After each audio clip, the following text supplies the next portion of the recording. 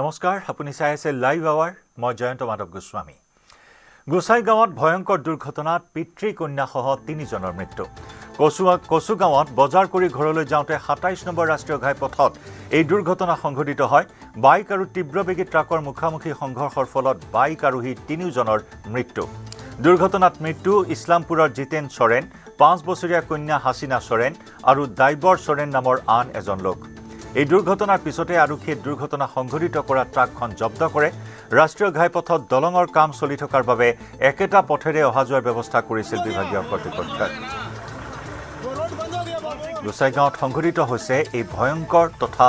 শোকাবহ পথ দুৰ্ঘটনা পিতৃ কন্যাসহ 3 জনৰ থিতাতে মৃত্যু কচুগাঁৱত বজাৰ কৰি ঘৰলৈ যাওঁতে 27 নম্বৰ ৰাষ্ট্ৰীয় ঘাইপথত এই দুৰ্ঘটনা সংঘটিত হয় বাইক আৰু তীব্ৰবেগী ট্ৰাকৰ মুখামুখি সংঘৰ্ষৰ ফলত বাইক আৰোহী 3 জনৰ মৃত্যু এই দুৰ্ঘটনাত মৃত্যু হোৱা 3 জনৰ পৰিচয় আমি জনাইছো ইছলামপুৰৰ জিতেন সৰেন 5 বছৰীয়া কন্যা হাসিনা সৰেন আৰু দাইবৰ সৰেন নামৰ আন এজন লোক দুৰ্ঘটনাৰ পিছতে ট্ৰাকখন জব্দ কৰা হৈছে ৰাষ্ট্ৰীয় ঘাইপথত দলঙৰ কাম চলি আছিল যাৰ বাবে একেটা পথেৰে অহা যোৱাৰ ব্যৱস্থা কৰিছিল বিভাগীয় কৰ্তৃপক্ষই আৰু এই শোকাবহ পথ দুৰ্ঘটনাই সমগ্ৰ অঞ্চলটোত শোকৰ ছাঁ পেলাইছে চাঞ্চল্যৰ সৃষ্টি কৰিছে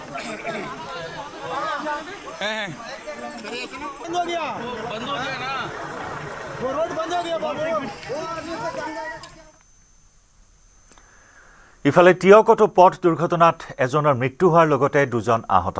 টিয়ক আৰক্ষী থানাৰ অন্তৰ্গত বলমা চাৰিআলিৰ সমীপত নিশা পথ দুৰ্ঘটনাত এজন যুৱকৰ মৃত্যু এখন বাইকেৰে লাহিং অঞ্চলৰ পৰা ৰাস উপভোগ কৰি অহা অৱস্থাত এজোপা গছত খুন্দা মাৰে এই দুৰ্ঘটনাত হৰিদেৱ বৰা নামৰ যুৱকজনৰ থিতাতে মৃত্যু হোৱাৰ উপৰি আন 2 জন যুৱক গুৰুতৰভাৱে আহত হয় আহত যুৱক 2 জনৰ এজনৰ অৱস্থা সংকটজনক হোৱাত যোৰহাট চিকিৎসা মহাবিদ্যালয়লৈ প্ৰেৰণ কৰা হয়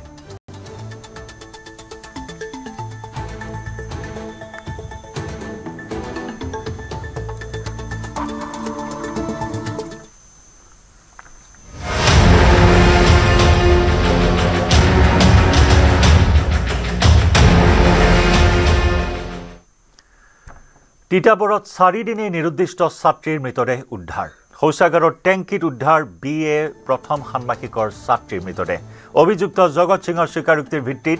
ছাত্ৰীগৰাকীৰ মৃতদেহ উদ্ধাৰ কৰা হয়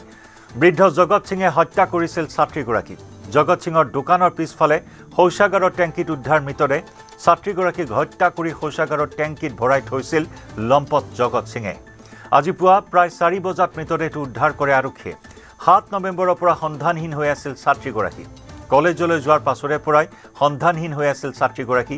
ইতিমধ্যে আৰক্ষীয়ে গ্ৰেপ্তাৰ কৰিছে 63 বছৰীয়া জগত সিঙক আৰক্ষীৰ জেৰাত লম্পট জগত সিঙে স্বীকাৰ কৰিছে নিজৰ কুকৰ্মৰ কথা অভিযুক্ত জগত সিঙে বেজালি কৰাৰ গুৰুতৰ অভিযোগ উত্থাপন হৈছে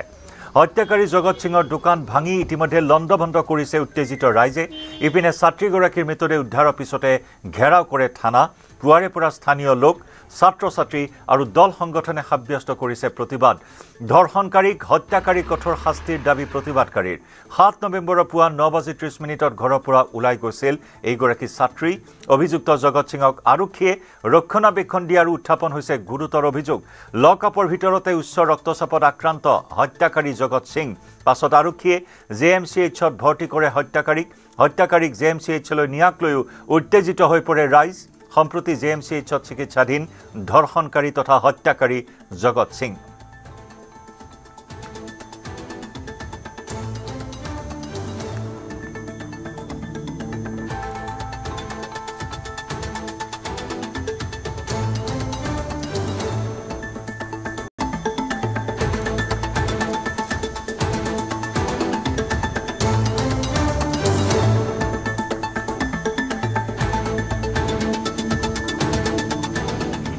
যোৱাকালি মই যেতিয়া যিটো কালপিতটোৰ কথা মই ওচিক হেৰি কৰিবলৈ ধৰিছিলোঁ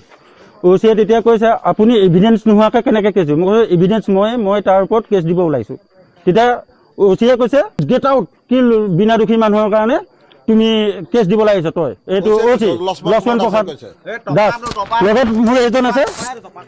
এজনে মই কৈছিলোঁ লক্ষ্মণ কুমাৰ দাসে কৈছে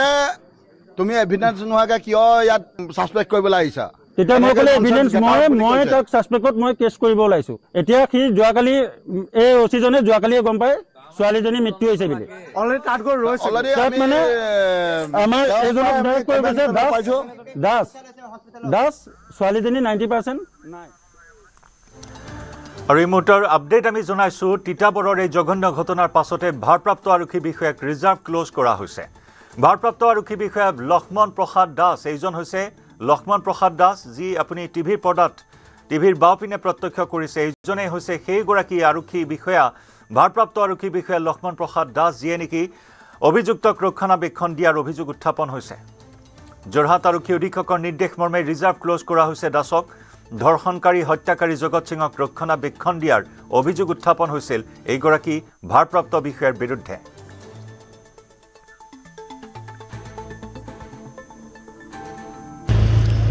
এতিয়া যিটো হৈছে এখন সন্দেহৰ আৱৰ্তত আছে মানে কি তেওঁক হয়তো মাৰ্ডাৰ কৰিছে বা কেনেকৈ তেখেতৰ মৃত্যু হ'ল এই কথাটো এতিয়ালৈকে পোহৰলৈ অহা নাই কাৰণ যিগৰাকী পুলিচ বিষয়া ইয়াৰ লগত জড়িত বা যিটো টীম গৈছিলে তেওঁলোকক মই কাকো লগ পোৱা নাই কিন্তু বাহিৰে বাহিৰে পষ্টমৰ্টেম কৰিবলৈ ডেড বডিটো পঠাই দিছে আৰু এতিয়া আমাৰ ৰাইজৰ লগত মই আছোঁ আৰু আমাক ন্যায় লাগে এইটো অতি দুৰ্ভাগ্যজনক কথা মানে আমি মানুহ হিচাপে আমি নিজেই মই চিন্তা কৰিবলৈ মই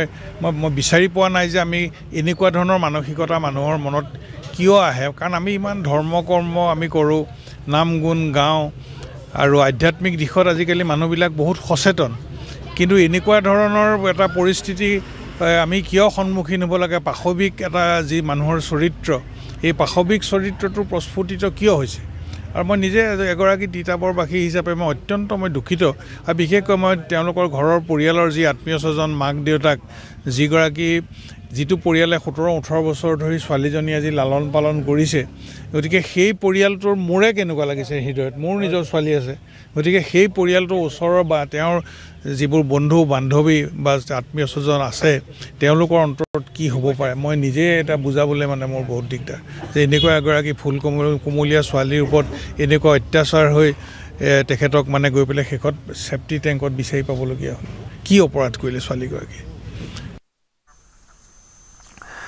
আৰু এইখিনি মুহূৰ্তত ঘটনাস্থলীৰ পৰা আমি সংযুক্ত হৈছোঁ পোনপটীয়া সম্প্ৰচাৰত আমাৰ সাংবাদিক সতীৰ্থ সাংবাদিক গৌতম বৰা লগতে আনমোল যাদৱ থাকিব আমাৰ সৈতে গৌতম অতি দুৰ্ভাগ্যজনক ঘটনা তিতাবৰৰ বিধায়কগৰাকী ইতিমধ্যে প্ৰতিক্ৰিয়া প্ৰকাশ কৰিছে আৰক্ষীৰ বিৰুদ্ধে বহুখিনি গুৰুতৰ অভিযোগ উত্থাপন হৈছে ইতিমধ্যে শাস্তিমূলক ব্যৱস্থা গ্ৰহণ কৰা হৈছে ভাৰপ্ৰাপ্ত আৰক্ষী বিষয়াগৰাকীৰ বিৰুদ্ধে বৰ্তমান পৰিস্থিতি কেনেকুৱা পৰিস্থিতি ৰাতিপুৱাৰে পৰা আমি দেখিবলৈ পাইছোঁ যে ৰাইজ যথেষ্ট উত্তেজিত হৈ পৰিছে আৰক্ষীৰ ভূমিকাক লৈ বিশেষভাৱে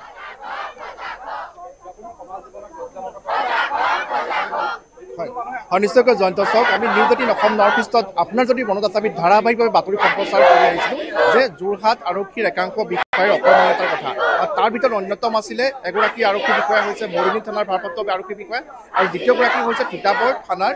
ভাৰপ্ৰাপ্ত আৰক্ষী বিষয়া লক্ষ্মণ কুমাৰ দাস এবছৰৰ ভিতৰতে তিনিটাকৈ ঘটনাত তেওঁৰ বাবে সংঘটিত হৈছিলে কিছুদিন পূৰ্বে এগৰাকী নাবালিকা এগৰাকী কিশোৰীৰ যৌন নিৰ্যাতনৰ বলি হৈছিলে আৰু অভিযুক্তক দীৰ্ঘদিন ধৰি নধৰাৰ বাবে বা তেওঁলোকক গোচৰ ৰুজু নকৰাৰ বাবে সেই কিশোৰীগৰাকীয়ে আত্মহত্যাৰ পথ বাছি ল'ব লগা হৈছিলে তাকে কেন্দ্ৰ কৰি সেই তিতাবৰতে উত্তপ্ত পৰিস্থিতিৰ সৃষ্টি হৈছিলে আৰু শেহতীয়াকৈ আমি দেখা পাইছোঁ যে এগৰাকী যোৰহাটৰ ক্ষেত্ৰত তিতাবৰৰ নন্দন শইকীয়া মহাবিদ্যালয়ৰ এগৰাকী ছাত্ৰীগৰাকীক সৈতে অপকৰ্ম কৰা হয় তেওঁক অন্তঃহত্যা কৰা হয় আৰু তাৰপিছত তেওঁক হত্যা কৰি মৃতদেহ লেট্ৰিনৰ টেংকিত ভৰাই থোৱা হৈছিলে আৰু সেই সন্দৰ্ভত যেতিয়া পৰিয়ালৰ লোকে অভিযোগ দিছিলে 4 দিনলৈকে তিতাবৰৰ যি সংশ্লিষ্ট আৰক্ষী বিষয়াগৰাকীয়ে তেওঁক কোনো ব্যৱস্থা গ্ৰহণ নকৰা বা যিধৰণে গুৰুত্ব প্ৰদান কৰিব লাগিছে সেয়া নকৰাৰ অভিযোগ উত্থাপন হৈছিলে আৰু তাৰ পাছত যোৰহাটৰ নৱনিযুক্ত আৰক্ষী অধীক্ষক শুভ্ৰজ্যোতি বৰা ডাঙৰীয়াৰ তৎপৰতাত কালি নিশাৰ ভিতৰতে সমগ্ৰ ঘটনাটো ক্ৰেক কৰা হয় অভিযুক্তক গ্ৰেপ্তাৰ কৰা হয় আৰু মৃতদেহ উদ্ধাৰ কৰা হৈছে কিন্তু ৰাইজৰ দাবী যে দীৰ্ঘদিন ধৰি ইয়াৰ পূৰ্বৰে পৰা বিগত এবছৰ ধৰি লক্ষ্মণ কুমাৰ দাস নামৰ যিগৰাকী ভাৰপ্ৰাপ্ত বিষয়া তিতাবৰ থানাৰ তেওঁৰ ওপৰত ইটোৰ পিছত সিটো অভিযোগ আছিলে কিন্তু তেওঁৰ যি গুৰুত্বহীনতা তাৰ বাবে এনেধৰণে তিতাবৰবাসী ৰাইজ উচ্চাৰ হৈ পৰিছে মই দেখুৱাইছোঁ তিতাবৰত ধোদৰালি আজি স্তব্ধ হৈ পৰিছে স্থানীয় ৰাইজ দল সংগঠন তথা ছাত্ৰ ছাত্ৰীসকল মই দেখুৱাইছোঁ লক্ষ্য কৰক জয়ন্ত যে কণ ছাত্ৰীসকল আহি এনেধৰণে পথ অৱৰোধ কৰিছে তিতাবৰ এখন অতিকৈ শান্তিপ্ৰিয় ঠাই ৰূপে পৰিচিত কিন্তু আজি এইসকল স্থানীয় ৰাইজ ছাত্ৰ ছাত্ৰীসকলো ওলাই আহিব লগা হৈছে একমাত্ৰ সকলোৰে দাবী যে ইতিমধ্যে অভিযুক্তক গ্ৰেপ্তাৰ কৰা হৈছে অভিযুক্তই স্বীকাৰোক্তি প্ৰদান কৰিছে যে তেওঁ কেনেধৰণে অন্তঃহত্যা কৰাৰ অন্তত সেই দুষ্কাৰ্য ঢাকিবৰ বাবে সেই ছাত্ৰীগৰাকীক হত্যা কৰিলে। কিন্তু তাৰ পাছতো সকলোৰে এটাই মাত্ৰ দাবী যে যিগৰাকী আৰক্ষীৰ বিষয়া আৰু যাক ইয়াৰ পূৰ্বে পৰিয়ালৰ লোকে যেতিয়া তেওঁলোকে অভিযোগ দাখিল কৰিছিলে, যেতিয়া ঘটনা সন্দৰ্ভত জনাইছিলে, যিধৰণে গুৰুত্ব প্ৰদান কৰিব লাগিছিলে সেই গুৰুত্ব প্ৰদান নকৰিলে, অতি কেজুৱেলি তেওঁ সমগ্ৰ ঘটনাটো লোৱাৰ বুলি অভিযোগ তুলিছে। আৰু তাৰে পৰিপ্ৰেক্ষিতত এনেধৰণে আমি দেখুৱাইছোঁ যে ছাত্ৰীগৰাকীৰ পৰিয়ালৰ লোক ইয়াতে আছে আৰু যিসকল ছাত্ৰ ছাত্ৰীৰ দল সংগঠন আছে, এজুৱাইচিপিৰ বিষয়ববীয়া আছে,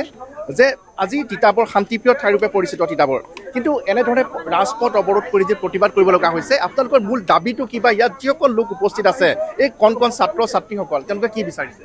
তিতাবৰৰ সমাজ জীৱনক লজ্জানত কৰা এটা ঘটনা সংঘটিত হৈ গ'ল। এনেকুৱা ধৰণৰ বাতৰি আচলতে কোনোবা মানুহে পাম বুলি আশা কৰে, কেতিয়াও নকৰে। যে জগত সিং নামৰ যিগৰাকী স্বয়ম্ভু বেজ, যিগৰাকীয়ে দীৰ্ঘদিনৰ পৰা এখন আশ্ৰম খুলি লৈ এই 21 শতিকাত বিজ্ঞানৰ জয়যাত্ৰাৰ দিনত তেখেতে অন্ধবিশ্বাস আৰু কুসংস্কাৰৰ পোহাৰ মেলি আছিলে, সেই আশ্ৰমখনলৈ বিভিন্ন ধৰণৰ ৰাজনৈতিক ব্যক্তি, বিভিন্ন ধৰণৰ প্ৰশাসনিক বিষয়া, বিভিন্ন ধৰণৰ সমাজৰ আগশাৰীৰ মানুহ আহে আৰু সেইবিলাকে উৎসাহিত কৰাৰ ফলতে তেওঁ আচলতে এনেকুৱা ধৰণৰ এটা ডাঙৰ দুষ্কাৰ্য কৰিবলৈ সাহস কৰিলে। এগৰাকী কলেজীয়া ছাত্ৰীক তেখেতে নৃশংসভাৱে হত্যা কৰিলে, তাৰ আগত ধৰ্ষণ কৰিলে আৰু সেই কালি তাৰ মৃতদেহ উদ্ধাৰ হৈছে। গতিকে আমি দাবী উত্থাপন কৰিছোঁ যে এই গোটেই বিষয়টোৰ আচলতে ফাষ্ট ট্ৰেক আদালতৰ জৰিয়তে বিচাৰ হ'ব লাগে। জগত সিঙৰ লগতে কোন ইয়াৰ লগত জড়িত আছে সকলোকে কঠোৰ শাস্তি প্ৰদান কৰিব লাগে, তেওঁলোকক ফাঁচী কাঠত ওলমাব লাগে। আৰু জগত সিঙে যি অবৈধভাৱে যি তেওঁৰ আশ্ৰম স্থাপন কৰিছে, যিখন আশ্ৰমৰ জৰিয়তে তেওঁ এই সমগ্ৰ দুষ্কাৰ্যবিলাকৰ পোহাৰ মেলিছে, তাত চৰকাৰী বুলডোজাৰ অতি শীঘ্ৰে চলিব লাগে। আৰু তেখেতে তিতাবৰৰ বিভিন্ন ঠাইত বিভিন্ন ধৰণৰ পক্ষক তেখেতে বিভিন্ন ধৰণৰ প্ৰভাৱ খটুৱাই ব্যাপক চৰকাৰী মাটি তেখেতে বেদখল কৰি ৰাখিছে, ব্যাপক ধৰণৰ সা সম্পত্তি তেখেতে আহৰণ কৰিছে। সেইবিলাক আচলতে মুক্ত কৰিব লাগে আৰু তেওঁৰ সম্পত্তি বাজেয়াপ্ত কৰি সেই বাজেয়াপ্ত সম্পত্তিৰ পৰা মই এইখিনিতে এটা কথা জনাব বিচাৰিছোঁ যে সম্ভৱতঃ ইতিমধ্যে নিহত ছাত্ৰীগৰাকীৰ পিতৃ ইয়ালৈ আহিছিলে আৰু তেখেত শোকত ভাগি পৰিছে আৰু মূৰ্ছাযোৱাৰ উপক্ৰম হৈছে আমি দেখা পাইছোঁ। আৰু তাৰ সমান্তৰালকৈ আপোনাক এটা কথা সুধিব বিচাৰিম, আৰক্ষীৰ বিৰুদ্ধে ইয়াত উপস্থিত থকা জনসাধাৰণ, ছাত্ৰ ছাত্ৰী, দল সংগঠন ইমান ক্ষোভ কিহৰ কাৰণে? আৰক্ষীৰ বিৰুদ্ধে যিটো অভিযোগ উত্থাপন হৈছে আচলতে এটা গুৰুতৰ অভিযোগ। যি সময়ত আৰক্ষীয়ে পিপুল ফ্ৰেণ্ডলি আৰক্ষী বুলি কয়, আৰক্ষী জনসাধাৰণৰ লগত বুলি কয়, সেই সময়ত যেতিয়া অভিযোগ দিবলৈ অহা হৈছিলে আৰক্ষীয়ে বিষয়টো খুব ঢিলাকৈ লৈছিলে। যেতিয়া ছাত্ৰী এগৰাকী নিৰুদ্দেশ হৈছিলে, আৰক্ষীয়ে ঢিলাকৈ লৈছিল মানে কেনেধৰণে? যিটো অভিযোগ উত্থাপন হৈছে পৰিয়ালৰ লোকে, যে তেখেতলোকে যেতিয়া জগত সিঙৰ সম্পৰ্কত কৈছিলে যে জগত সিঙে এই গোটেই বিষয়টোৰ লগত জড়িত থকাৰ তেওঁলোকে সন্দেহ প্ৰকাশ কৰিছে, তেতিয়া আৰক্ষীয়ে প্ৰমাণ বিচাৰিছিলে। কিন্তু আচল কথা হ'ল যে অভিযোগ দিবলৈ যোৱা মানুহে প্ৰমাণ যদি দিবলগীয়া হয় তেতিয়াহ'লে আৰক্ষীয়ে তদন্ত পৰিয়ালৰ লোক আছে নেকি? সেই কথাখিনি আমি পোনপটীয়াকৈ জানিব বিচাৰিছিলোঁ। পৰিয়ালৰ লোকে এই কথা ইতিমধ্যে সংবাদ মাধ্যমৰ আগত ব্যক্ত কৰিছে আৰু তাৰ পৰা আমি অৱগত হৈছোঁ। বা কালিও কোনো মহিলা আৰক্ষী জোৱানে তেখেতৰ চৰিত্ৰক লৈ কথা কোৱা বুলি পৰিয়ালে অভিযোগ কৰিছে। গতিকে এইবিলাকতো আচলতে আমাৰ যিটো ন্যায় ব্যৱস্থাটোৰ কাৰণে অত্যন্ত দুৰ্ভাগ্যজনক বিষয়। যদি আৰক্ষীয়ে যদি মূল কথাটো হৈছে, লক্ষ্য কৰক যে এগৰাকী ছাত্ৰী আৰু সেই ছাত্ৰীগৰাকীৰ সৈতে দুষ্কাৰ্য সংঘটিত কৰিছিলে এগৰাকী লোকে, তাৰ পাছত নিৰুদ্দেশ হৈছিলে। যোৱা 7 নৱেম্বৰৰ পৰা নিৰুদ্দেশ হৈ আছিলে। নিৰুদ্দেশৰ গোচৰ দিবলৈ আহিছিলে, অভিযোগ দিবলৈ আহিছিলে থানালৈ। যিধৰণে ৰেছপন্স পাব লাগিছিলে থানাৰ পৰা সেয়া নাপালে। আৰু যাৰ কথা কৈছে, যাৰ ওপৰত পৰিয়াললোকে সন্দেহ ব্যক্ত কৰিছিলে, তেওঁৰ ওপৰতো আৰক্ষীয়ে প্ৰথম অৱস্থাত ব্যৱস্থা গ্ৰহণ নকৰাৰ অভিযোগ উত্থাপন হৈছে। আৰু অৱশেষত যোৰহাটৰ জ্যেষ্ঠ আৰক্ষী অধীক্ষকৰ তৎপৰতাত, হস্তক্ষেপত তাৎক্ষণিকভাৱে কালি দিনটোৰ ভিতৰতে মূল অভিযুক্তক গ্ৰেপ্তাৰ কৰা হৈছে। কিন্তু লক্ষ্মণ কুমাৰ দাস, তিতাবৰ থানাৰ ভাৰপ্ৰাপ্ত আৰক্ষী বিষয়া, তেখেতৰ যি দুৰ্বলতা বা অকৰ্মণ্যতা বা আমি যি শব্দ ব্যৱহাৰ নকৰোঁ, তাৰ ফলতেই আজি তিতাবৰৰ পৰিস্থিতি এনেধৰণে হ'বলৈ পাইছে। আমি দেখুৱাইছোঁ যে যদিহে লক্ষ্মণ কুমাৰ দাসে সেই সময়তে সমগ্ৰ ঘটনাটো গুৰুত্ব প্ৰদান কৰি ছাত্ৰীগৰাকীৰ ওপৰতো বিৰূপ মন্তব্য কোনোবাই কৰিছিল নেকি, তেনেধৰণে এটা অভিযোগ উঠিছে যে এগৰাকী কোনোবা মহিলা আৰক্ষী জোৱানে যে তেখেতৰ চৰিত্ৰক লৈ কৈছে যে চৰিত্ৰ বেয়া বুলি কোৱা বুলিও পৰিয়ালৰ লোকে অভিযোগ উত্থাপন কৰিছে। এতিয়া যিখিনি পাব্লিক আউটৰেজ হৈছে, যিখিনি এনেধৰণে ছাত্ৰ ছাত্ৰী, তিতাবৰ স্থানীয় লোক ওলাই আহিছে, তেওঁলোকে কি বিচাৰিছে, তেওঁলোকে দাবী কি? ৰাইজেতো দাবী জনাইছে যে অতি শীঘ্ৰে যি জগত সিং, যিগৰাকীয়ে এই কলেজত পঢ়ি থকা এগৰাকী স্নাতক বিজ্ঞান শাখাৰ এগৰাকী ছাত্ৰী, তেখেতৰ লগত এনেধৰণৰ দুষ্কাৰ্য সংঘটিত কৰিলে, গতিকে তেওঁ আচলতে কঠোৰৰ পৰা কঠোৰতম শাস্তি প্ৰদান কৰিব লাগে, তেখেতক ফাঁচি দিব লাগে। আৰু যদি আইনে যদি তেখেতক ফাঁচি দিবলৈ সক্ষম নহয় তেতিয়াহ'লে ৰাইজে তেখেতক ৰাইজৰ মাজলৈ উলিয়াই দিবলৈ দাবী উত্থাপন কৰিছে। হয়, আৰু ইতিমধ্যে আমি যি জানিব পাৰিছোঁ ভাৰপ্ৰাপ্ত আৰক্ষী বিষয়াগৰাকীক যোৰহাটৰ জ্যেষ্ঠ আৰক্ষী অধীক্ষকে তাৎক্ষণিকভাৱে কৰ্তব্যৰ পৰা আঁতৰাই দিছে। ইতিমধ্যে ৰিজাৰ্ভ ক্ল'জ কৰা হৈছে আৰু যি ফাৰ্ষ্ট ট্ৰেক আদালতৰ কথা কৈছে, আৰক্ষীয়ে চাৰ্জশ্বীট যদি সোনকালে দিয়ে হয়তো আদালতত সেই সমগ্ৰ বিষয়টো ক্ষেত্ৰত যদি পদক্ষেপ গ্ৰহণ কৰে সংশ্লিষ্ট কৰ্তৃপক্ষই নিশ্চয়কৈ ফাৰ্ষ্ট ট্ৰেক হোৱাৰ সম্ভাৱনা আছে। কিন্তু আৰু কি দাবী লৈ তেখেতসকলে আজি আপোনালোকে ইয়ালৈ ওলাই আহিছে? ৰাইজে প্ৰথম কথা হ'ল ৰাইজে দাবী উত্থাপন কৰিছে যে জগত সিঙৰ লগতে যিহেতু এগৰাকী যুৱতীক হত্যা কৰাৰ পিছত তেওঁক এটা ছেফটি টেংকত ৰাখিবৰ কাৰণে এজন মানুহে কেতিয়াও এইটো কাম কৰিব নোৱাৰে। তেওঁৰ লগত আৰু বহুকেইজন মানুহ হয়তো জড়িত হৈ থাকিব লাগিব, কিন্তু আজিৰ তাৰিখলৈকে সেই মানুহবিলাক এতিয়ালৈকে আইনৰ আয়তালৈ অহা নাই। অৰ্থাৎ এই হত্যাকাণ্ডৰ সৈতে কেৱল জগত সিঙে নহয়, জগত সিঙে যি দুষ্কাৰ্য সংঘটিত কৰাৰ অভিযোগ উত্থাপন হৈছে আৰু সেই যুৱতীগৰাকীক গৌতম আশ্ৰম খোলাৰো গুৰুতৰ অভিযোগ আছে এটা। ইতিমধ্যে ৰাইজে সেই অভিযোগ উত্থাপন কৰিছে। কাৰ আশীৰ্বাদত আশ্ৰম খুলি বেজালি কৰি আহিছিল এজন জগত সিঙে?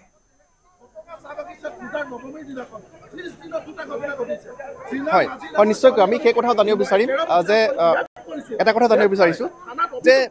জগত সিঙে আশ্ৰম খোলাৰ অভিযোগ উত্থাপন হৈছে। সেই আশ্ৰমখন ক'ত আছে আৰু সেই আশ্ৰমখন কেনেদৰে খুলিছিলে, তাত বেজালি কেনেধৰণে কৰিছিলে? আচলতে এই আশ্ৰমখন খোলাত বিভিন্ন ধৰণে প্ৰশাসনৰ যিটো উচ্চপদস্থ বিষয়া বা মন্ত্ৰী বিষয়াৰ তেখেতৰ হাত আছে বুলি আমি অনুমান কৰিছোঁ। যিহেতু তেখেতৰ ওচৰলৈ বহু উচ্চপদস্থ প্ৰশাসনৰ বিষয়া তথা মন্ত্ৰী MLAও চোৱা চিতা বা বেজালি কৰিবলৈ আমি যোৱা অভিযোগ উত্থাপন হৈছে। গতিকে আমি ভাবিছোঁ যে এইসমূহ প্ৰশাসনৰ সুবিধা লৈ যাতে কোনো ধৰণৰ অপৰাধীয়ে কোনো ধৰণে হাত সাৰি বাচি যাব নোৱাৰে, তাৰ বাবে প্ৰশাসনে উচ্চপদস্থ বিষয়াৰ হস্তক্ষেপত তদন্ত কৰিব লাগে। যিহেতু ইতিমধ্যে তেখেতে জগদীশ সিং নামৰ যিজন ব্যক্তি তেখেতে ইতিমধ্যে স্বীকাৰ কৰিছে যে যিজনী ছাত্ৰী বিপ্লৱী দাস নামৰ যিগৰাকী ছাত্ৰীক তেখেতে ৰেপ কৰি তেখেতক অন্তঃহত্যা কৰিছে, তাৰ পাছত তেখেতক মৃত্যুৰ মুখলৈ ঠেলি দিছে বা তেখেতক হত্যা কৰিছে। ইতিমধ্যে আৰক্ষী প্ৰশাসনৰ ওপৰতো অভিযোগ উত্থাপিত হৈছে। আৰক্ষী প্ৰশাসনৰ অৱহেলাৰ বাবে ইতিমধ্যে এই ঘটনাটো ইমান সময় পাৰ হৈ যোৱাৰ পাছতো কোনো ধৰণৰ সঠিক সিদ্ধান্ত ওলোৱা নাই। ইতিমধ্যে আমি বীৰ লাচিত থানা অসম তথা তিতাবৰ সমাজ জীৱনৰ লগত জড়িত প্ৰত্যেকটো দল সংগঠনে একত্ৰিত হয়। ইতিমধ্যে আমি ৰাজহুৱা সভা ইতিমধ্যে এই স্থানতে আমি আহ্বান কৰিছোঁ আৰু ইয়াতে আমি বিভিন্ন ধৰণৰ সিদ্ধান্ত গ্ৰহণ কৰি মুখ্যমন্ত্ৰীলৈ প্ৰেৰণ কৰিম আৰু আমি এই সমগ্ৰ বিষয়টো একে উচ্চপদস্থ বিষয়াৰ দ্বাৰা আমি তদন্ত কৰি দোষীক কঠোৰতকৈ কঠোৰ শাস্তি প্ৰদান কৰিবলৈ দাবী জনাইছোঁ। ধন্যবাদ জনাইছোঁ। বিদ্যুৎ আছে, যিটো আমি দেখা পাইছোঁ যে তিতাবৰ শান্তিপূৰ্ণ এখন ঠাই হয়, কিন্তু আজি ইয়াত পথ অৱৰোধ কৰিব লগা হৈছে। সমগ্ৰ ৰাইজ ওলাই আহিছে, ছাত্ৰ ছাত্ৰী ওলাই আহিছে, কি বিচাৰিছে, দাবী কি? চাওক দাদা, প্ৰথম কথা হৈছে এই যিজন অভিযুক্ত জগত সিং, সেইজন এজন অনা অসমীয়া মানুহ। সি ইয়াতে এখন আশ্ৰম খুলি লৈছে। আশ্ৰম কেনেকৈ খুলিব পাৰিলে? কেনেকে পুলিচ আছে, প্ৰশাসন আছে, সকলো থকা অৱস্থাত আশ্ৰম খুলি কেইবাটাও এনেকুৱা ঘটনা ঘটাই আহিছে যিবিলাক পুলিচে জানে, ৰাইজে জানে। তাৰপিছত কিন্তু অবাধে তেওঁৰ ওচৰলৈ মন্ত্ৰী আহে, বিধায়ক আহে, চৰকাৰী অফিচাৰ আহে বিধান ল'বলৈ। আৰু কলেজীয়া ছাত্ৰ ছাত্ৰী যেতিয়া দেখে মানে বেজালি কৰে, অন্ধবিশ্বাস কৰে, সেইবিলাক সকলোৱে জানে। জনাৰ পিছত অভিযোগ থকাৰ পিছত তেওঁৰ ওপৰত কিয় ব্যৱস্থা গ্ৰহণ কৰা নাছিলে, যাৰ কাৰণে আজি বিপ্লৱী দাসক আমি হেৰুৱাব লগা হ'ল। গতিকে এতিয়া এটাই কথা, চৰকাৰে যেনেকৈ বেলেগক উচ্ছেদ কৰে, বেলেগক এনকাউণ্টাৰ কৰে, জগত সিঙক আমাক এনকাউণ্টাৰ লাগে আৰু তাৰ আশ্ৰমখন ভাঙিব লাগে, নহ'লে ৰাইজে কেতিয়াও মানি নলয়। এনকাউণ্টাৰ আইনৰ পৰিপন্থী হয়। ভাৰতীয় আইনত, সংবিধানত তেনেকুৱা কোনো ব্যৱস্থা নাই। যিধৰণে আইনগত ব্যৱস্থা ইতিমধ্যে গ্ৰেপ্তাৰ কৰা হৈছে আৰু ইয়াত একাংশই দাবী উত্থাপন কৰিছে যে এজন লোকৰ পক্ষে সেয়া কৰাটো সম্ভৱ নহয়, তেওঁৰ সৈতে আৰু অভিযুক্ত থাকিব পাৰে, তেওঁলোকক কৰায়ত্ব কৰাৰ কথা হৈছে প্ৰথম। দ্বিতীয় কথাটো হৈছে যে যি আৰক্ষী বিষয়া আছিলে লক্ষ্মণ কুমাৰ দাস, তিতাবৰ থানাৰ ভাৰপ্ৰাপ্ত বিষয়া, তেওঁৰ ওপৰতো অভিযোগ উত্থাপন হৈছে। দাদা, এনকাউণ্টাৰ মডেল সৃষ্টি কৰিছে চৰকাৰে। আপোনালোকে জানে, যদি সাধাৰণ মানুহ চোৰক এনকাউণ্টাৰ কৰে, ইটোতো পাখণ্ডটো ক'ত তেনেকুৱা ব্যৱস্থা ল'ব লাগে, সেই দাবী উঠাইছোঁ। আৰু দ্বিতীয়তে আমি এনেকুৱা ধৰণৰ দাবী কিয় কৰিব লগা হৈছে, কাৰণ পুলিচে দ্বাৰা ৰক্ষণাবেক্ষণ দিয়াৰ অভিযোগ উঠিছে। ইয়াৰ যিজন OC লক্ষ্মণ কুমাৰ দাস, তেখেতক যেতিয়া বিপ্লৱী খুৰাকে অভিযোগ দিবলৈ গৈছিলে, তেতিয়া লক্ষ্মণ কুমাৰ দাসে তেখেতক ধমকি দিছে যে এনেই মানুহৰ নাম কিয় লৈছা। কিন্তু পৰিয়ালেতো এনেই লোৱা নাই, পৰিয়ালে সন্দেহৰ ভিত্তিত জগত সিঙৰ নাম লৈছিল। কথা এইটো নেকি যে যিগৰাকী জগত সিং নামৰ যিখন আশ্ৰমৰ তেখেতে হৰ্তা বিধাতা, তেওঁৰ বিভিন্ন লোকৰ সৈতে যিহেতু তথাকথিত অন্ধবিশ্বাসৰ যি বেজালি, সেই বেজালিৰ জৰিয়তে এনেধৰণৰ বহুত লোকৰ সৈতে তেওঁ সম্পৰ্ক আছিলে। তাৰ বাবে হয়তো যেতিয়াই ভাৰপ্ৰাপ্ত বিষয়াগৰাকীক তেওঁৰ নামটো কোৱা হ'ল, তেওঁ সেই বিষয়টো এৰাই চলিবলৈ চেষ্টা কৰিছে, এৰাই চলিবলৈ ব্যৱস্থা কৰিছে আৰু কোনোবা মানুহক গতিয়াই দিছে বুলি আমি শুনিছোঁ, যে যোনে অভিযোগ দিবলৈ গৈছিলে। আৰু তাৰ সমান্তৰালভাৱে থানাৰ ভিতৰৰ পৰা ছোৱালীজনী বেয়া চৰিত্ৰ বুলি কমেণ্ট কৰিছে এগৰাকী মহিলা পুলিচ পুলিচ কৰ্মীয়ে কেনেকুৱা ধৰণৰ কথা ভাবক গতিকে গোটেই কথাটো পুলিচকো সন্দেহৰ ঊৰ্ধত আমি ৰাখিব দিব পৰা নাই আপোনালোকে নিশ্চয় জানে যে বৰ্তমান যোৰহাটৰ জ্যেষ্ঠ আৰক্ষী অধীক্ষক নতুনকৈ নিযুক্তি দিয়া হৈছে শুভ্ৰজ্যোতি বৰা অসমীয়া IPS বিষয়া তেখেতৰ তৎপৰতাতে কালি মূল অভিযুক্তক গ্ৰেপ্তাৰ কৰা হৈছে আজি পুৱতি নিশাৰ মৃতদেহ উদ্ধাৰ কৰা হৈছে আৰু আপোনালোকৰ ৰাইজৰ যি দাবী নিশ্চয় জ্যেষ্ঠ আৰক্ষী অধীক্ষকে নিশ্চয়কৈ শুনিব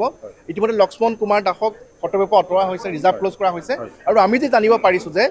যোৰহাট জিলাৰ আৰক্ষী অধীক্ষকৰ হাতত সেইটো নাথাকে সেইখিনি ক্ষমতা নাথাকে যে তেওঁক ছাছপেণ্ড কৰা বা নিলম্বন কৰা সেইখিনি উচ্চপদস্থ যি গুৱাহাটীস্থিত আৰক্ষী মুখ্য কাৰ্যালয়ত বিষয়াসকলে ল'ব পাৰিব কিন্তু আমি দেখুৱাব আহিছোঁ যে গ্ৰাউণ্ড জিৰ'ত যি হৈ আছে যে যিটো অভিযোগ উত্থাপন হৈ আহিছে জয়ন্ত যে লক্ষ্মণ কুমাৰ দাসৰ বিৰুদ্ধে এবছৰত 3টাকৈ যদি আপোনালোকৰ মনত আছে এগৰাকী কিশোৰীয়ে আত্মহত্যা কৰিব ক্ষমা কৰিব চৰমপন্থা ল'ব লগা হৈছিলে আৰু তেওঁৰ যিগৰাকী অভিযুক্ত আছিলে তেওঁৰ সৈতে অসৎ কাম কৰিছিলে আৰু তাৰ পাছত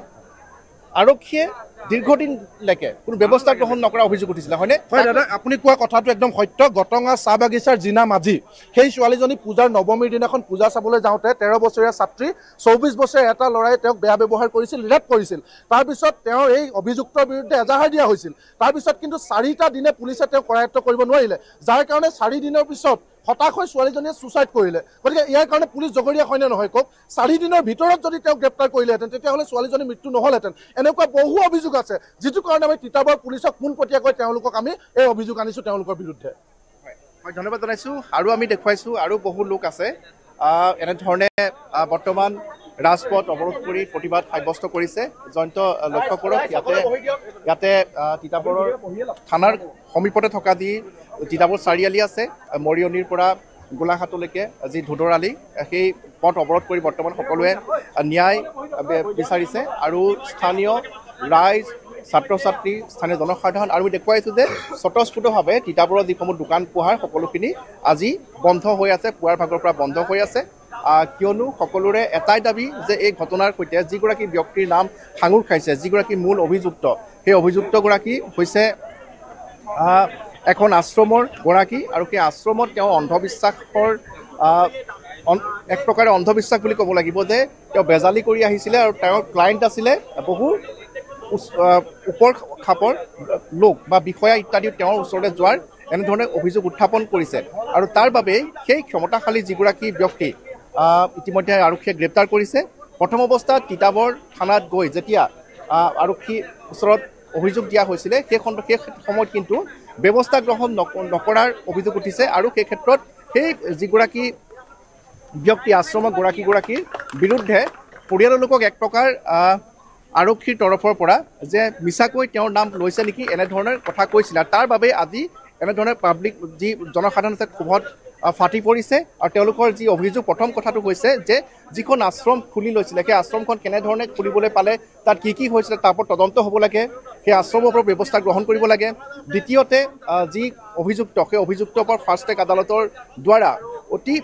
যোগ্য শাস্তি দিব লাগে দৃষ্টান্তমূলক শাস্তি প্ৰদান কৰিব লাগে আৰু তাৰ সমান্তৰালকৈ যিকেইগৰাকী আৰক্ষী বিষয়াই এই ক্ষেত্ৰত সমগ্ৰ বিষয়টোত গুৰুত্ব প্ৰদান নকৰাৰ বাবে প্ৰথম অৱস্থাত কৰা নাছিলে ধাৰাবাহিকভাৱে তেওঁলোকে তেনেধৰণৰ ঘটনা সংঘটিত কৰি আহিছিলে তেওঁলোকৰ ওপৰত ব্যৱস্থা গ্ৰহণ কৰিব লাগে আৰু আমি দেখুৱাইছোঁ আৰু সেইকেইটা দাবী লৈয়ে এনেধৰণে ৰাজপথ অৱৰোধ কৰি বৰ্তমান তিতাবৰৰ জনসাধাৰণ ঠিক সেইদৰে ছাত্ৰ ছাত্ৰীসকল আহি এনেধৰণে পথ অৱৰোধ কৰিছে আৰু দাবী এটাই আৰু এই সমস্যাটো কেনেধৰণে আজি সমাধান হ'ব এতিয়ালৈকে আমি জয়ন্ত ক'ব পৰা নাই কিয়নো একাংশই দাবী কৰিছে যে আমি দেখিবলৈ পাওঁ যে দেশৰ ভিতৰতে হয়তো অসমৰ স্থান অতি ওপৰত আছিলে যে এনকাউণ্টাৰ বা আৰক্ষী জিম্মাৰ পৰা পলায়নৰ চেষ্টা কৰে যেতিয়া অভিযুক্তসকলক গুলিয়াই দিয়া হয় বা তেনেধৰণৰ গুলী চালনাত বহু অভিযুক্তৰ ইতিপূৰ্বে মৃত্যুও হৈছে গতিকে তেনেধৰণৰ এটা দাবী ইয়াতে আমি দেখিবলৈ পাইছোঁ উত্থাপন হৈছে যে বৰ্তমান সময়ত এনেধৰণৰ যিসকল লোকে ঘৃণনীয় ঘটনা বা ঘৃণনীয় অপৰাধৰ সৈতে যিসকল অভিযুক্ত সাঙুৰ খাই পৰে তেওঁলোকৰ ওপৰত আদালতৰ বিচাৰ প্ৰক্ৰিয়ালৈ বাট চাই ৰোৱাৰ যেন জনসাধাৰণৰ ধৈৰ্য আজিকালি নোহোৱা হৈছে তেওঁলোকে তাৎক্ষণিকভাৱে এটা ফলাফল আশা কৰে আৰু এই ক্ষেত্ৰত জগত সিঙৰ ওপৰতো এনকাউণ্টাৰৰ দাবী উঠিছে গতিকে এই ক্ষেত্ৰত কেনেধৰণে সমস্যাটো সমাধান হয় সেয়া পৰৱৰ্তী সময়ত লক্ষণীয় হ'ব কিন্তু যিখন আশ্ৰম আছিলে সেই আশ্ৰমখনৰ ওপৰতো ব্যৱস্থা গ্ৰহণ কৰিবৰ বাবে দাবী উত্থাপন হৈছে আৰু যিহেতু মৃতদেহটো লুকুৱাই থোৱাৰ ক্ষেত্ৰত এজন লোকৰ বাবে হয়তো সেয়া সম্ভৱ নহ'ব বুলি ধাৰণা কৰা হৈছে আৰু তাৰ বাবে এনেধৰণে সেই জগত সিঙৰ সৈতে আৰু কোন কোন অভিযুক্ত থাকিব পাৰে তাক লৈ প্ৰশ্ন উত্থাপন হৈছে আৰু সেই লৈ জগত সিঙৰ লগতে আৰু যিসকল অভিযুক্ত আছে তেওঁলোককো গ্ৰেপ্তাৰ কৰিবৰ বাবে বা তদন্তৰ আওতালৈ আনিবৰ বাবে ইয়াত থকা স্থানীয় লোকসকলে দাবী উত্থাপন কৰিছে য'ত আমি দেখুৱাই গৈছোঁ যে এনেধৰণে সকলো বৰ্তমান ৰাজপথৰ ওপৰত বহি জাষ্টিছ ফৰ বিপ্লৱী দাস তেনেধৰণে প্লে কাৰ্ড লৈ সকলোৱে সেই ছাত্ৰীগৰাকীৰ বাবে ন্যায় দাবী কৰিছে ন্যায়ৰ দাবী কৰিছে ইতিমধ্যে যোৰহাটৰ জ্যেষ্ঠ আৰক্ষী অধীক্ষকৰ তৎপৰতাত মূল অভিযুক্তক নিশ্চয় গৌতম ছাত্ৰীসকলে কি ক'ব কাৰণ নাৰীৰ সুৰক্ষাৰ প্ৰশ্নটো আকৌ এবাৰ উত্থাপন হৈছে নিৰাপত্তাক লৈ সুৰক্ষাক লৈ যথেষ্ট সংশয় এই মুহূৰ্তত ছাত্ৰীসকলৰ মাজত ভয় শংকা বৃদ্ধি পাইছে নিৰাপত্তাহীনতাত ভুগিছে কাৰণ দিন দুপৰতেই এই নাৰকীয় কাণ্ড পাশবিক কাণ্ড সংঘটিত কৰিলে জগত সিঙে এয়া ছাত্ৰীসকলে হাতে হাতে প্লে কাৰ্ড লৈ অৱৰোধ কৰিবলগীয়া হৈছে ৰাজপথ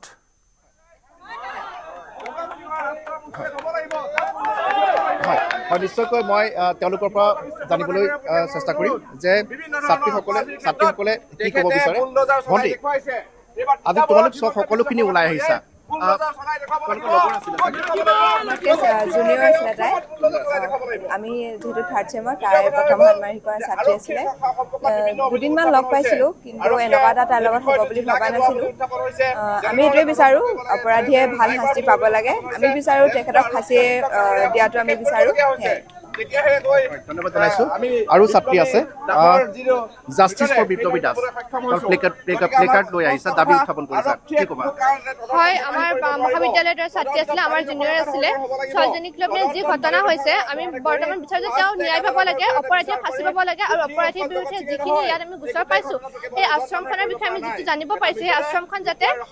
মানে ভাঙিব লাগে আশ্ৰমখন এতিয়া সেইখন ভাঙিব লাগে যাতে সেই মানুহজনে দ্বিতীয় দিন তেনেকুৱাকৈ আৰু লগত কৰিব নে সেই মানুহজনৰ ফাঁচি হ'ব লাগে এনকাউণ্টাৰ হ'ব লাগে আমাৰ মহাবিদ্যালয়ৰ ফালৰ পৰা আমি সেইটো দাবী জনাইছোঁ এনকাউণ্টাৰ হ'ব লাগে হয় মানুহজনৰ এনকাউণ্টাৰ হ'ব লাগে মানুহজনক ৰাইজৰ মাজলৈ দিব লাগে ৰাইজৰ মাজত তেওঁ ফাঁচি হ'ব লাগে যাতে বাকী প্ৰতিজন এনেকুৱা যেনেকুৱা মানুহবোৰ আছে যাতে তেওঁলোকেও যাতে সজাগ হয় যাতে দ্বিতীয় এজনী ছোৱালী যাতে সেনেকুৱা কৰিব নোৱাৰে আমি তাৰ বাবে দাবী জনাইছোঁ আমাৰ ছাত্ৰ সন্থা আছে তেওঁলোকৰ পৰিয়ালৰ লগত সদায় থাকিব আৰু মানুহজনে যাতে ফাঁচি পায় আৰু ছোৱালীজনীয়ে যাতে ন্যায় পায় আমাৰ দাবী সেয়াই ধন্যবাদ জনাইছোঁ আৰু জয়ন্ত সকলোৱে আজি মন্তব্য কৰিছে যে এনকাউণ্টাৰ কৰিব লাগে জগত সিঙৰ এনকাউণ্টাৰ আশা কৰিছে ইয়াত যিসকল ছাত্ৰ ছাত্ৰী আছে তেওঁলোকৰ পৰা মই পুনৰ জানিব বিচাৰিম যে ভণ্টি কি ক'বা বহুত বেয়া হৈছে এনেকুৱা যাতে আকৌ নহয় ধন্যবাদ জনাইছোঁ আৰু জয়ন্ত নিশ্চয়কৈ যিসকল ছাত্ৰী আছে আৰু যিসকল স্থানীয় লোক আছে ইয়াতে আৰু দল সংগঠনৰ ইতিমধ্যে আমি মতামত গ্ৰহণ কৰিছোঁ আৰু সকলোৰে এটাই মন্তব্য যে দৃষ্টান্তমূলক শাস্তি আৰু দ্ৰুত শাস্তিৰ যিটো ধাৰা বা যি ধৰণে অভিযুক্তসকলৰ ওপৰত আমি ইয়াৰ পূৰ্বে দেখিবলৈ পাইছোঁ যে আৰক্ষীৰ জিম্মাৰ পৰা পলায়ন কৰে আৰু পলায়ন কৰিলে তেওঁলোকক গুলিয়াই দিয়া হয় তেনেধৰণৰ সকলোৱে আশা কৰিছে যে জগত সিঙো যাতে পলায়ন কৰক আৰু আৰক্ষীৰ গুলীচালনাৰ যাতে সন্মুখীন হওক এক অৰ্থত তেওঁলোকে সেই কথাই ক'ব বিচাৰিছে আৰু যিখন আশ্ৰমৰ কথা প্ৰসংগ আহিছে সেই আশ্ৰমখনৰ ওপৰত ব্যৱস্থা গ্ৰহণ কৰাটো বিচাৰিছে আৰু ছাত্ৰী আছে মই জানিব বিচাৰিম ভণ্টি কি ক'বা তোমালোকে সকলোৱে আজি ৰাজপথত বহিব লগা হৈছে আমি বিপ্লৱী দাসৰ ন্যায় বিচাৰোঁ আৰু এনেকুৱা ঘটনা আগতো ঘটি আহিছে আমি দেখিছোঁ কিন্তু কালিও দেখিছিলোঁ নিউজত যেতিয়া তেওঁৰ দেউতাক আৰু ঘৰৰ ওচৰৰ মানুহ যেতিয়া পুলিচৰ মানে ন্যায় বিচাৰি আহিছে তেওঁলোকে গতিয়াই বাহিৰত কৰিছে তেওঁলোকৰ যদি তেনেকুৱা ছোৱালীৰ লগত হয় তেওঁলোকে কি কৰিব তেওঁলোকতো এনেকুৱা আহিলেহেঁতেন আমি ন্যায় বিচাৰোঁ আৰু ন্যায় আমাক লাগিবই তেওঁক ফাঁচি দিবই লাগিবই তেওঁলোকে এনেকৈ এৰি দিলে নহ'ব আমি নেমানো সেইটো কথা মানি নলওঁ আৰু তোমালোকৰ ছাত্ৰীসকলে কিবা নিৰাপত্তাহীনতাত ভুগিছা নেকি যিহেতু তোমালোকৰ এগৰাকী সতীৰ্থ ছাত্ৰীৰ লগত এই ঘটনা সংঘটিত হ'ল মানে ভয় লাগে নেকি যে এনেকুৱা কথা তাইৰ লগত হৈছে বা লাগে তেনেকুৱা আমি এনেকুৱা সুৰক্ষা পোৱা নাই এনেকৈ আহি থাকোঁতে গাড়ীটো হয় এনেকুৱা মৰিয়ানীটো হৈছে আমাৰ গোমতী দেৱী স্কুলৰ ছাইডতো হৈছে এনেকুৱা আহি থকা অৱস্থাত তেনেকৈ পুলিচে এদিন দুদিন খুব বেছি হেৰি কৰে তাৰপিছৰ পৰা নাই একো নাই শান্ত হৈ যায় কিন্তু সেইবোৰ আমি মানি নলওঁ এইটো চবকে লাগে ছেফটিটো লাগে আমাক ছোৱালী বুলি যদি কয় ছোৱালী মানে ফ্ৰীডম কিন্তু তেনেকুৱা আমি পোৱা নাই ঘৰৰ পৰা ওলাই আহিবলৈও ভয় লাগে আজিকালি এনেকুৱা লাগে যে ঘৰত সোমাই থকাই বহুত ভাল আগৰ যুগটোলৈ আহিছে এতিয়া দেখা পৰা গৈছে আৰু ধন্যবাদ জনাইছোঁ ভণ্টি কি ক'বা ভয় লাগে নেকি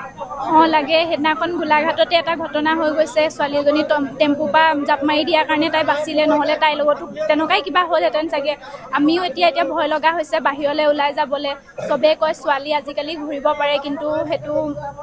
ক'ত দেখিয়ে পোৱা নাই সেইটো ক'ত ঘূৰিব পাৰিছে আমাৰ লগৰজনীৰ লগতে তেনেকুৱা হৈ গ'লগৈ আমাক ন্যায় লাগে আৰু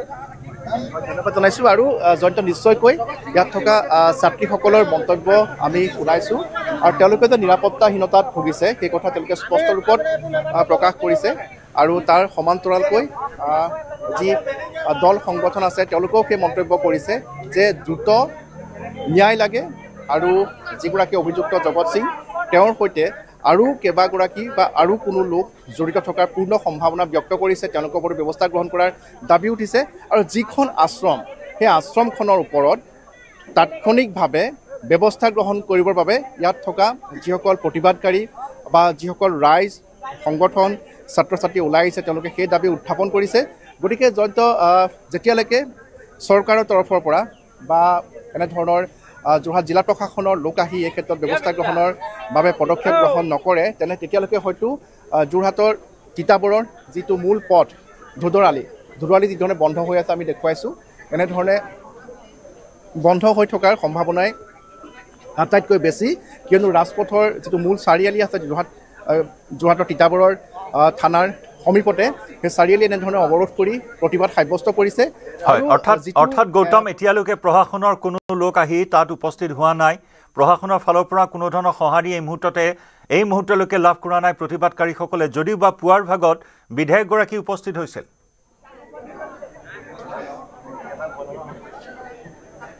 হয় নিশ্চয়কৈ বিধায়ক উপস্থিত হৈছিলে কিন্তু আমি সকলোৱে জানো যে তিতাবৰৰ বিধায়কগৰাকী কংগ্ৰেছী বিধায়ক অৰ্থাৎ বিৰোধী পক্ষৰ বিধায়ক শাসকীয় পক্ষৰ বিধায়ক নহয় আৰু প্ৰশাসনৰ লোক ইয়ালৈ আহিছে নাই বা তেওঁলোকে কিবা আশ্বাস দিছে নেকি সেয়া আমি জানিবৰ বাবে ইয়াত থকা যিসকল লোক আছে তেওঁলোকৰ পৰা জানিবৰ বাবে চেষ্টা কৰিম কিন্তু বৰ্তমানলৈকে মই যেতিয়াৰ পৰা ইয়াত আছোঁহি তেতিয়াৰ পৰা ইয়াত কোনো প্ৰশাসনৰ বিষয়ববীয়াক আমি ইয়াতে দেখা পোৱা নাই গতিকে প্ৰশাসনৰ লোক কেতিয়ালৈ আহে মই বিদ্যুতৰ পৰা জানিব বিচাৰিম প্ৰশাসনৰ কোনো লোক আহিছে নেকি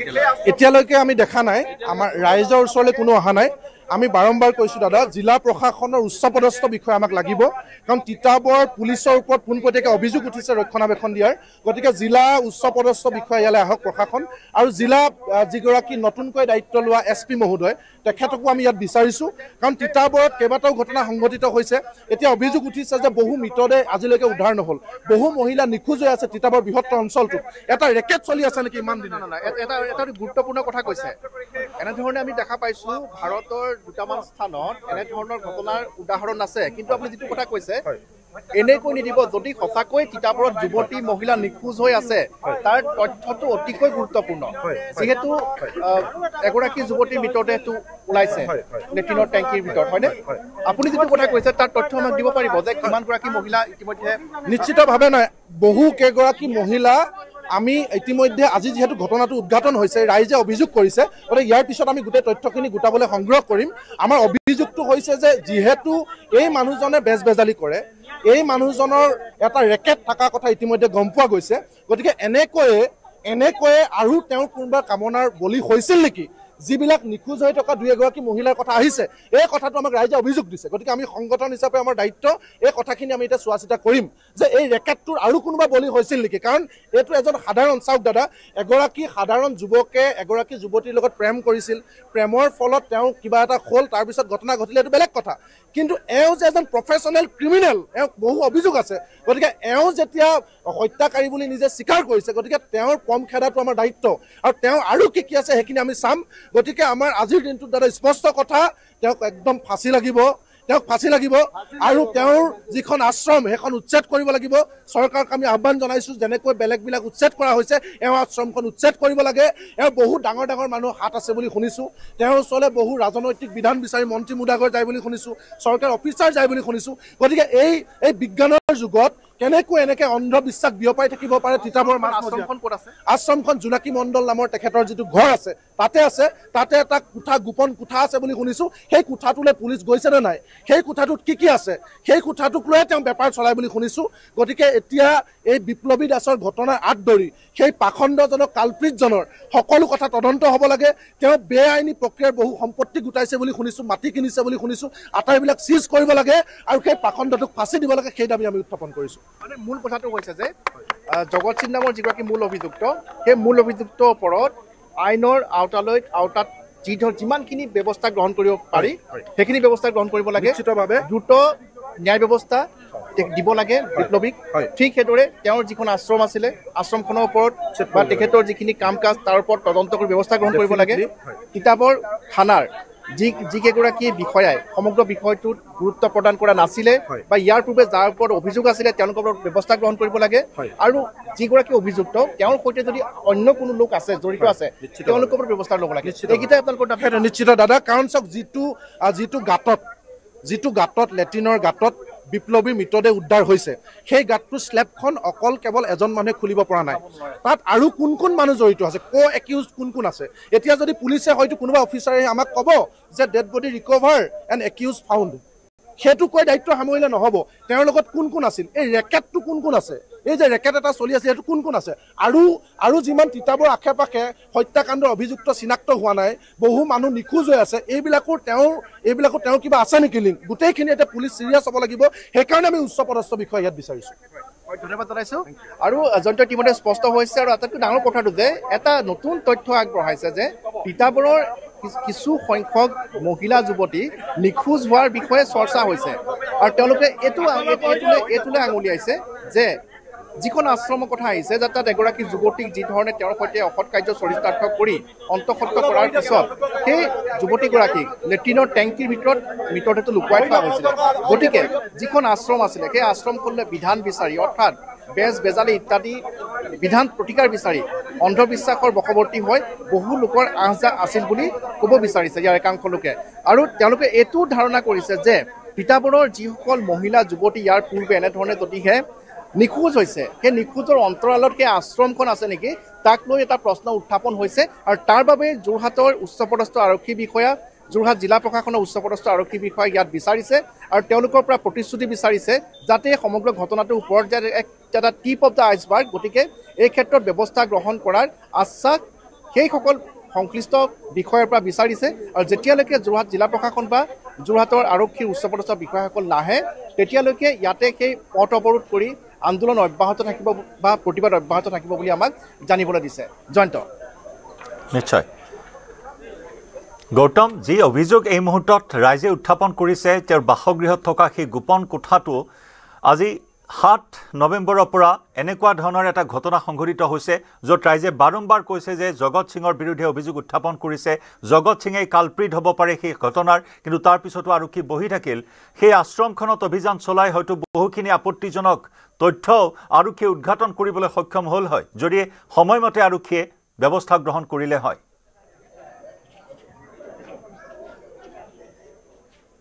হয়, নিশ্চয়কৈ জয়ন্ত, আপোনাৰ নিশ্চয় মনত আছে আমি মৰিয়নীত গৈ বাতৰি সম্প্ৰচাৰ কৰিছিলোঁ মৰিয়নী থানাৰ সন্মুখৰ পৰা যে ইয়াত যোৰহাটত গাড়ী চুৰি হয়, এখন দুখন গাড়ী নহয় 7-8খন গাড়ী কৌশলেৰে গাড়ী চুৰি ষ্টপকে লৈ যায়, কিন্তু মৰিয়নী থানাৰ ভাৰপ্ৰাপ্ত আৰক্ষী বিষয়াই গোচৰ ৰুজু নকৰে। ঠিক সেইদৰে এগৰাকী কিশোৰীৰ মৃত্যু হৈছিলে, তেওঁৰ সৈতেও এনেধৰণে অসৎকৰ্ম কৰা হৈছিলে, কিন্তু সেই কিশোৰীগৰাকী ঘটনাটোৰ ক্ষেত্ৰতো কিন্তু তিতাবৰ থানাই আছিলে, তেওঁলোকে গোচৰ ৰুজু কৰা নাছিলে। ঠিক সেইদৰে আজিৰ পৰা প্ৰায় এবছৰ পূৰ্বে এটা দুৰ্ঘটনা সংঘটিত হৈছিলে তিতাবৰ থানাৰ অধীনতে। এজন লোক নিশা ধৰি তেওঁ পথৰ কাষত থকা গাঁতত পৰি থাকিলে, আৰক্ষীয়ে সন্ধান নকৰিলে আৰু পুৱা সেই লোকজনৰ মৃতদেহ উদ্ধাৰ হৈছিলে, তাক লৈও এনেধৰণৰ প্ৰতিবাদ হৈছিলে। অৰ্থাৎ যোৰহাটৰ তিতাবৰ আৰক্ষী থানাৰ ভাৰপ্ৰাপ্ত বিষয়াগৰাকীৰ বিৰুদ্ধে ধাৰাবাহিকভাৱে অভিযোগ উত্থাপন হৈ আহিছিলে, কিন্তু যোৰহাটৰ উচ্চপদস্থ আৰক্ষী বিষয়াসকলে কোনো ব্যৱস্থা গ্ৰহণ কৰা নাছিলে আৰু তাৰ ফলতে ইয়াৰ পূৰ্বৰ প্ৰতিবাদ হৈছিলে। আৰু শেহতীয়াকৈ সংঘটিত হোৱা ঘটনাটোক লৈও এনেধৰণে ৰাইজে প্ৰতিবাদ কৰিবৰ বাবে ওলাই আহিছে, কিন্তু যোৰহাটৰ নৱনিযুক্ত আৰু জ্যেষ্ঠ আৰক্ষী অধীক্ষক শুভ্ৰজ্যোতি বৰা ডাঙৰীয়াই তাৎক্ষণিকভাৱে সেইগৰাকী ভাৰপ্ৰাপ্ত আৰক্ষী বিষয়াক ইতিমধ্যে ৰিজাৰ্ভ ক্ল'জ কৰিছে, তেওঁৰ দায়িত্বৰ পৰা আঁতৰাই দিয়া হৈছে। আৰু যিহেতু ইনস্পেক্টৰ হয়, গতিকে তেওঁৰ ওপৰত নিলম্বনকে ধৰি অন্যান্য যিসমূহ শাস্তিমূলক ব্যৱস্থা গ্ৰহণ কৰিব লাগে, তদন্তৰ পিছত হয়তো গুৱাহাটীস্থিত আৰক্ষীৰ মুখ্য কাৰ্যালয়ৰ সংশ্লিষ্ট বিষয়াই গ্ৰহণ কৰিব। তাৎক্ষণিকভাৱে যোৰহাটৰ জ্যেষ্ঠ আৰক্ষী অধীক্ষকগৰাকীয়ে ব্যৱস্থা গ্ৰহণ কৰিছে। আৰু ইতিমধ্যে ইয়াৰ যিসকল প্ৰতিবাদকাৰী বা যিসকল স্থানীয় লোক আছে, দল সংগঠন আছে, তেওঁলোকে যিকেইটা দাবী উত্থাপন কৰিছে যে সেই যিটো গোপন কোঠা আছে, যে জগত সিঙৰ বাসগৃহত যিখন আশ্ৰম চলাই আছিলে, সেই আশ্ৰমৰ ভিতৰত এটা গোপন কোঠাৰ কথা উল্লেখ আছে। গতিকে আৰক্ষীয়ে গৈ যদি সেই সমগ্ৰ ঘৰটো খানা তালাচী চলাই, তাৰ অভিযান চলায়, আৰু যিহেতু যিখন লেট্ৰিনৰ টেংকিৰ ওপৰত থকা স্লেবৰ কথা কৈছে যে এজন লোকৰ পক্ষে কিন্তু সেইখন ডঙাৰ সম্ভৱ নহয়, গতিকে আন দ্বিতীয় বা তৃতীয়জন ব্যক্তি জড়িত থকাৰ সম্ভাৱনা আছে। এই ক্ষেত্ৰত যদিহে পুংখানুপুংখ তেওঁলোকে তদন্ত কৰে, তেনেহ'লে হয়তো আৰু বহুখিনি তথ্য পোহৰলৈ অহাৰ সম্ভাৱনা আছে। নিশ্চয় বহুখিনি তথ্য পোহৰলৈ অহাৰ সম্ভাৱনা আছে, তাৰ বাবে সকলোৱে অপেক্ষা কৰি আছে। গৌতম, আপুনি সংযুক্ত হৈ থাকিব। আমি ইতিমধ্যে আমাৰ দৰ্শকসকলক জনাইছোঁ যে হত্যাকাৰী জগত সিঙৰ আছে এখন আশ্ৰমত বহু অপৰাধজনিত ঘটনা সংঘটিত হোৱাৰ অভিযোগ। জগত সিঙৰ আশ্ৰমলৈ বহু আৰক্ষী, মন্ত্ৰী, বিধায়ক অহাৰো অভিযোগ। আশ্ৰমতে বহু শিক্ষাৰ্থীকো বেজালি কৰিছিল জগত সিঙে। এয়া দীৰ্ঘদিনীয়া অভিযোগ, এখন বিতৰ্কিত আশ্ৰম। কিন্তু এই আশ্ৰমখনৰ বিৰুদ্ধে আৰক্ষীয়ে কোনো ব্যৱস্থা গ্ৰহণ কৰা নাছিল, বৰং ৰক্ষণাবেক্ষণহে দিছিল এইজন জগত সিঙক। কাৰণ আমোলা বিষয়া, মন্ত্ৰী, বিধায়ক, আৰক্ষী সকলোৱে এই আশ্ৰমখনলৈ সঘনে আহ যাহ কৰিছিল। এইসকল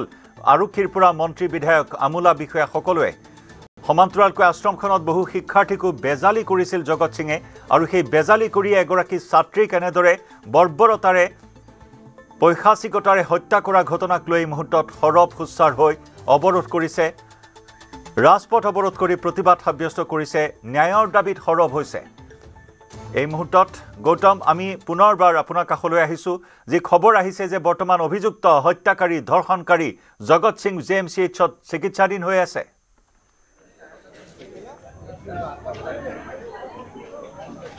হয় হয়, নিশ্চয়কৈ। যিহেতু জয়ন্ত, আমি দেখা পাইছোঁ যে ৰাইজৰ যিটো ক্ষোভ, ইয়াতে ইতিমধ্যে ভাৰপ্ৰাপ্ত আৰক্ষী বিষয়াগৰাকী ৰিজাৰ্ভ ক্ল'জ কৰা হৈছে। আৰু জগত সিঙক জ্যেষ্ঠ আৰক্ষী অধীক্ষকগৰাকীয়ে উৰে নিশা জেৰা চলাইছিলে। আৰু জেৰা চলোৱাৰ অন্তত আজি পুৱতি নিশা তেওঁক সেই ঘটনাটো ক্ৰেক কৰিবলৈ সক্ষম হৈছিলে যে জগত সিঙেই সেই দুষ্কাৰ্য সংঘটিত কৰিছিলে। আৰু জগত সিঙেই হত্যা সংঘটিত কৰিছিলে। এডাল ৰডেৰে মৰিয়াই দিয়াৰ ফলত ছাত্ৰীগৰাকীৰ মৃত্যু হৈছিলে। আৰু মৃতদেহটো লেট্ৰিনৰ টেংকিৰ ভিতৰত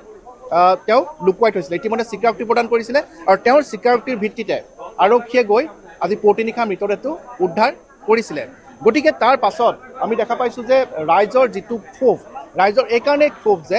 সেইগৰাকী আৰক্ষী বিষয়াৰ বিৰুদ্ধে ধাৰাবাহিকভাৱে অভিযোগ উত্থাপন হৈ আহিছিলে, প্ৰথম কথা। দ্বিতীয় কথাটো হৈছে যে যিখন আশ্ৰম চলি আছিলে, সেই আশ্ৰমখনত আৰু বহুতো দুষ্কাৰ্য সংঘটিত হোৱাৰ দাবী উত্থাপন হৈছে। তাৰ ওপৰত আৰক্ষীয়ে পুংখানুপুংখ তদন্ত চলোৱাৰ তেওঁলোকে দাবী উত্থাপন কৰিছে। গতিকে আমি দেখুৱাইছোঁ যে এতিয়াও এনেধৰণে ৰাজপথ অৱৰোধ কৰি আছে। স্থানীয় লোক, দল, সংগঠন, ছাত্ৰ ছাত্ৰী সকলো ওলাই আহিছে। প্ৰশাসনৰ বৰমূৰীয়া উপস্থিত হোৱাৰ বাবে এই মুহূৰ্তত তেওঁলোকে দাবী উত্থাপন কৰিছে। কিন্তু এই মুহূৰ্তলৈকে প্ৰশাসনৰ পৰা কোনো ধৰণৰ সঁহাৰি লাভ কৰা নাই। গৌতম, আপুনি থাকিব, পৰৱৰ্তী সময়ত আমি পুনৰ সংযুক্ত হ'ম আৰু অধিক খবৰ লাভ কৰিম। এই মুহূৰ্তত আমি ধন্যবাদ জ্ঞাপন কৰিছোঁ আপোনাক।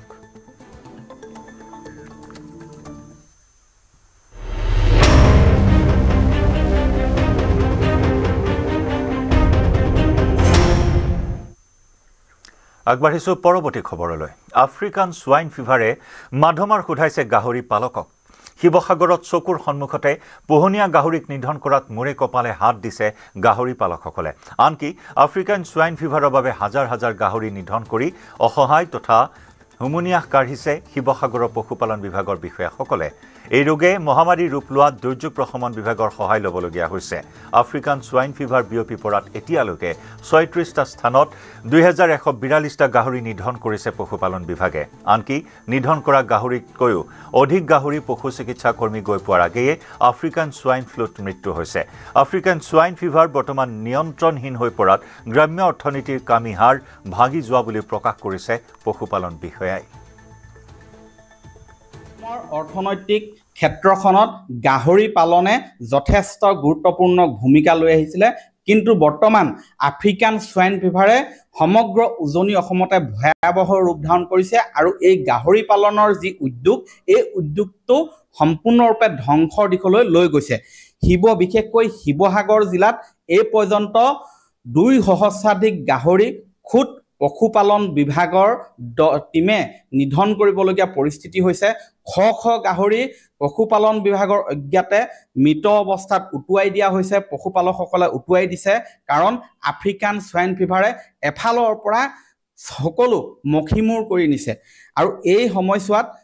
এই যিসকল গাহৰি পালক আছিলে এই গাহৰি পালকসকলে মূৰে কপালে হাত দিবলগীয়াৰ পৰিৱেশৰ সৃষ্টি হৈছে আৰু মই বৰ্তমান উপস্থিত আছো শিৱসাগৰ জিলা পশুপালন বিষয়াৰ কাষত মই জিলা পশুপালন বিষয়াৰ পৰা ভাষ্য ল'ম এই সন্দৰ্ভত বৰ্তমান কি পৰিস্থিতি হয় বৰ্তমান উজনি অসমৰ জিলাকেইখনৰ লগতে শিৱসাগৰ জিলাতো আফ্ৰিকান সোৱাইন ফিভাৰ ৰোগে বিধ্বংসী ৰূপ লৈছে আমাৰ শিৱসাগৰ জিলাৰ গোটেইকেইটা প্ৰান্ততে এই ৰোগ বিয়পি পৰিছে আৰু বৰ্তমান বিভাগৰ হাতত এই ৰোগ নিয়ন্ত্ৰণৰ কোনো ব্যৱস্থা নাই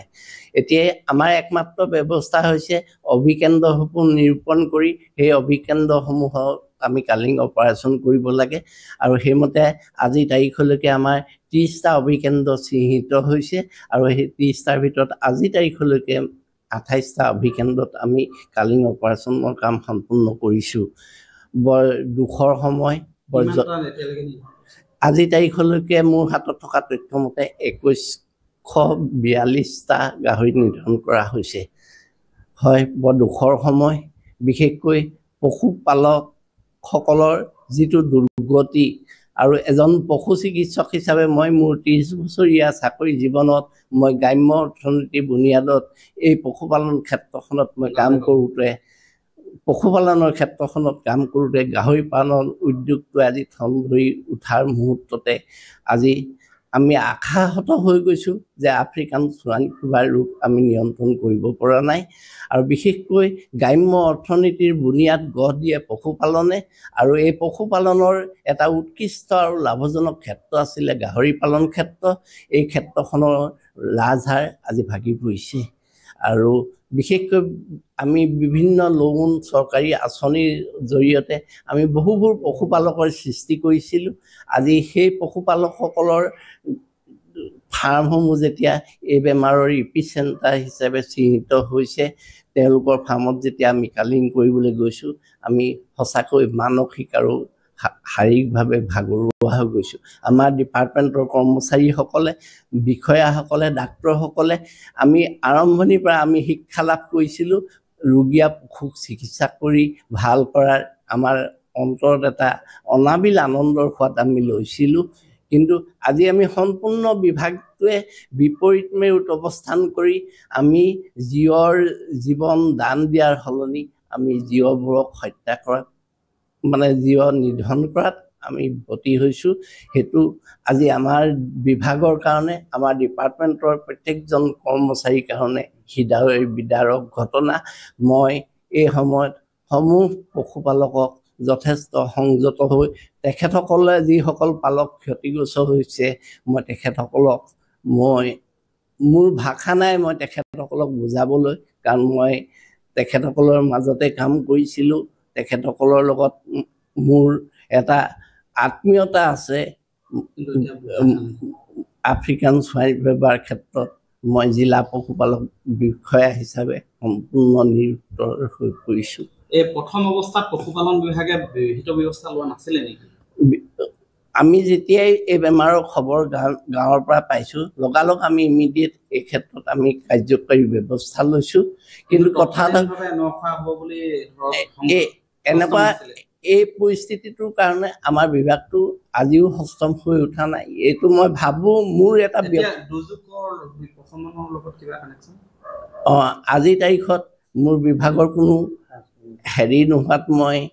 জিলা দুৰ্যোগ প্ৰশমন বিভাগৰ সহায় লৈছোঁ তেখেতসকলে যথেষ্ট সহায় কৰিছে আজি লাষ্ট 3 দিনত এইখিনি কাম আমি সুচাৰুৰূপে সম্পন্ন কৰাত মই আশা কৰোঁ অনাগত দিনৰ কম সময়ৰ ভিতৰতে আমি এই বিষয়টোৰ পৰা মুক্তি লাভ কৰি জিলাবাসীক এটা নতুন বাৰ্তা দিব পাৰিম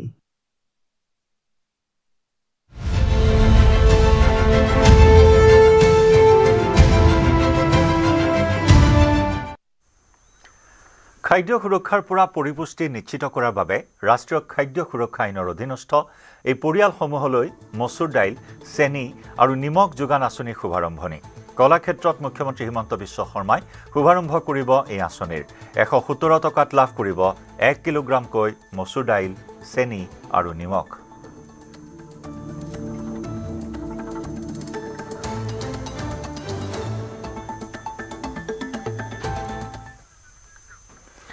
আৰক্ষী থানাৰ চৌহদ ভৰিছে মডিফাইড বাইকেৰে। যোৰহাট আৰক্ষীয়ে চলাইছে মডিফাইড বাইকৰ বিৰুদ্ধে অভিযান। বাহনসমূহত লগোৱা আছে যান-বাহন আইন বিৰুদ্ধ সামগ্ৰী। দুচকীয়া বাহনসমূহত আছে বিশেষ ধৰণৰ নম্বৰ প্লেট, চাইলেঞ্চাৰ। একাংশ উদণ্ড যুৱকে মডিফাইড বাইকেৰে যোৰহাটৰ ৰাজপথত চলাইছিল সন্ত্ৰাস। বিগত কেইটামান দিনতে যোৰহাট আৰক্ষীয়ে জব্দ কৰিছে শতাধিক এনে বাহন। আৰক্ষীয়ে খুলি পেলাইছে বিচিত্ৰ আৰ্হিৰ চাইলেঞ্চাৰ, নম্বৰ প্লেট।